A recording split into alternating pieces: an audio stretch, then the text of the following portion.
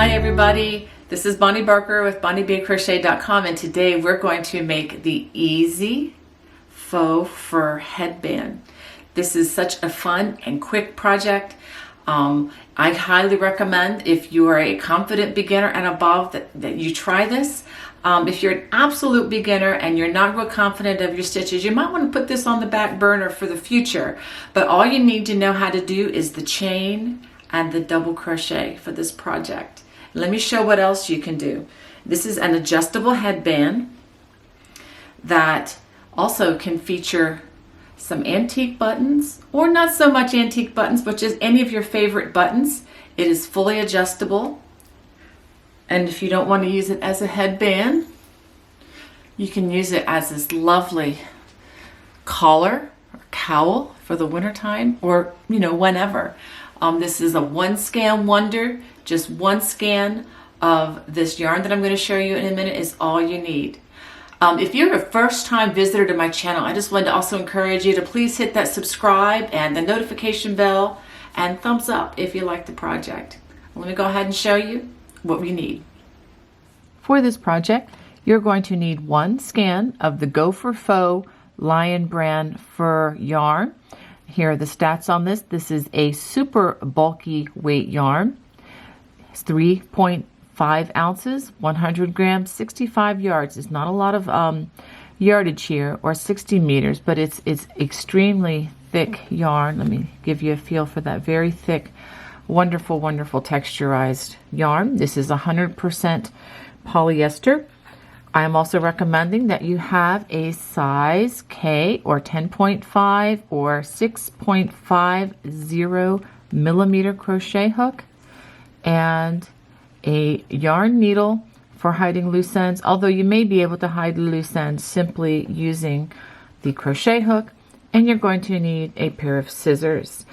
Additionally, I'm recommending that you have 3 buttons, although this is really a preference thing. You could probably make do with 2. I'm recommending 3.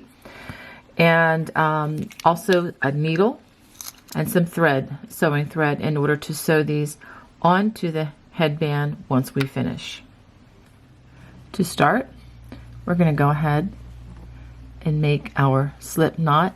And I do realize that this is going to be really hard to see. I think that a confident beginner would be able to do this project, as well as intermediates and advanced, etc. But if you're an absolute beginner and have never done these stitches before, I recommend that you look at some of my other videos first that are entitled Easy Beginner, because whenever you work with texturized yarn like this, you really need to depend heavily upon the nerve endings in your fingers in order to know where to put the hook for the stitches. So you do need to have some experience, but I believe a confident beginner would have no trouble with this, or at least once we get past the first row. All right, so I am going to chain 11. That's 3, 4, 5, 6, 7, 8, 9, 10, 11. Okay, now you can kind of see the stitches here, but I am really depending heavily upon, like I said, the nerve endings in my fingers. So that's 1, 2, in the third chain from the hook, we are going to work a double crochet. So I'm really depending on my fingers here. Okay, so that's 1. And I find where that last stitch was made, and then I find, my fingers find that next stitch. That's 2.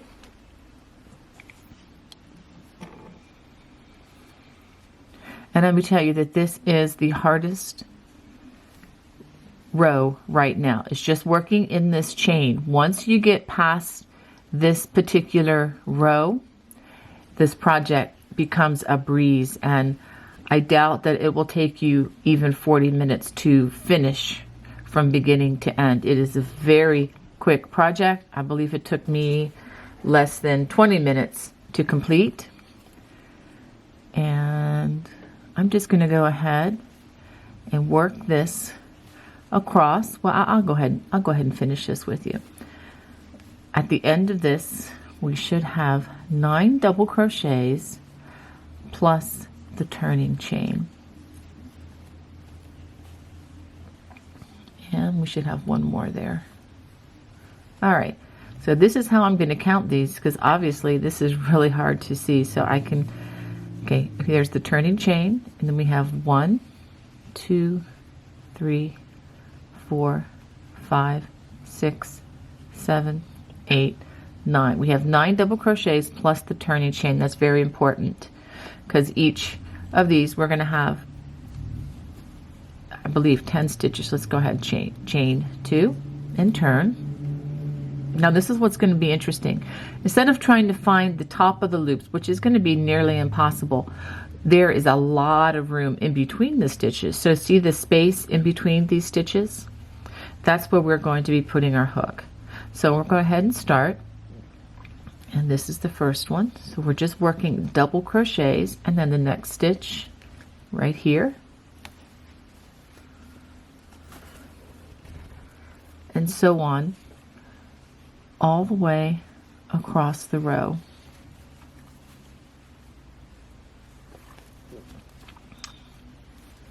And again, we're going to be counting these.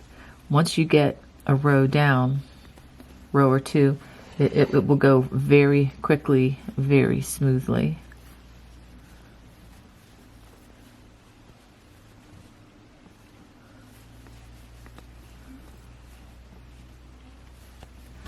And I think we need one more, because now this is the space between the chain 2 and that last double crochet. So we go ahead and we work a double crochet in between those 2 stitches. Let's go ahead and count. We have the turning chain here, and then 1, 2, 3, 4, 5, 6, 7, 8, 9 double crochets in addition to that. Okay, so all we're going to do is we are going to repeat row 2 by chaining 2 and then working those double crochets in between those stitches all the way across the row. So what you need to do now is do that until either A, you run out of yarn, or B, and these should probably coincide, until this measures the length that you need for your headband. Okay, now I have finished the length of my headband, which is approximately 24 to 25 inches, and I have 30 rows crocheted. Now what we want to do is I will show you how to fasten off, and we're going to want to have enough so that we cross it over like this so that we can add our buttons on to the project.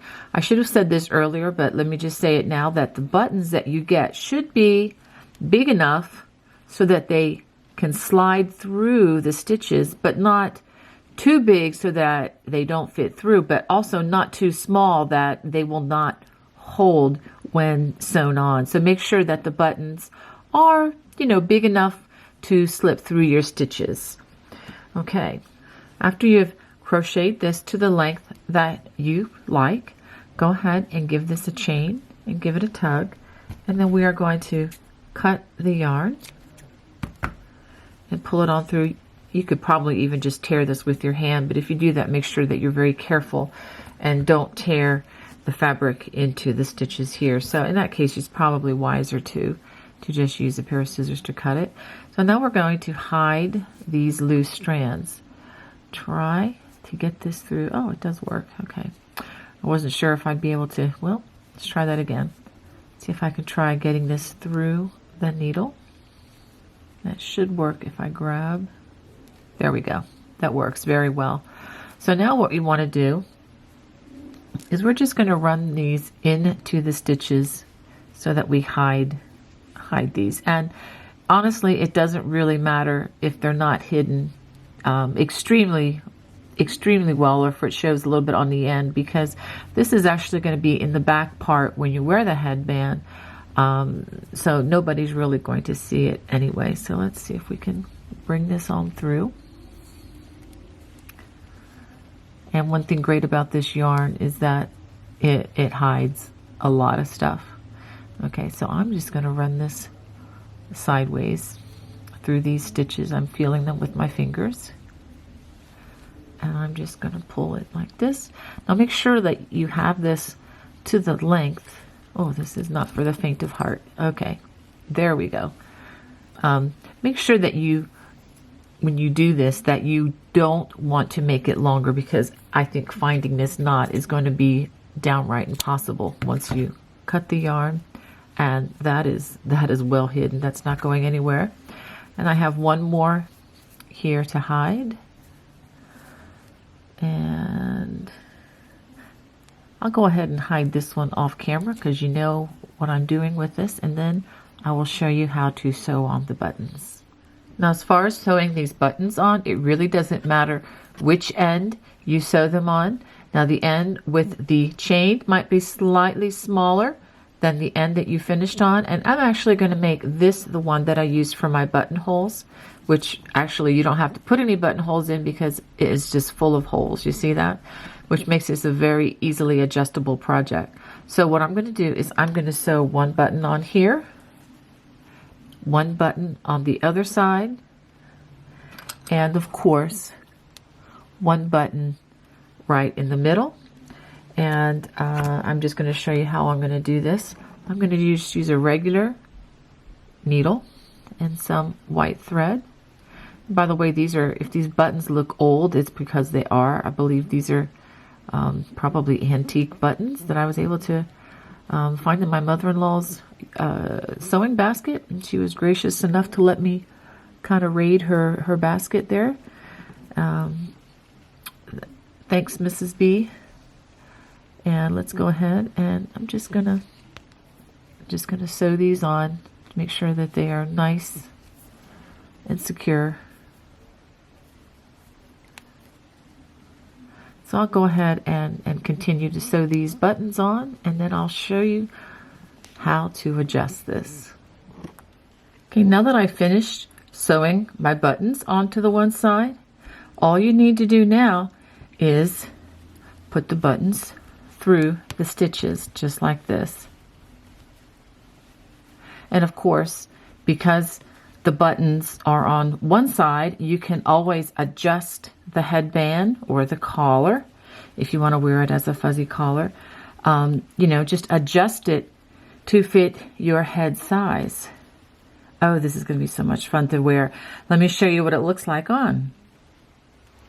Well, I hope you enjoyed that project. If you did, if you can give me a thumbs up and maybe hit the notification bell, and definitely subscribe if you're not a subscriber already, because I don't want you to miss out on all the excellent content that I have coming your way very soon. God bless. Bye-bye.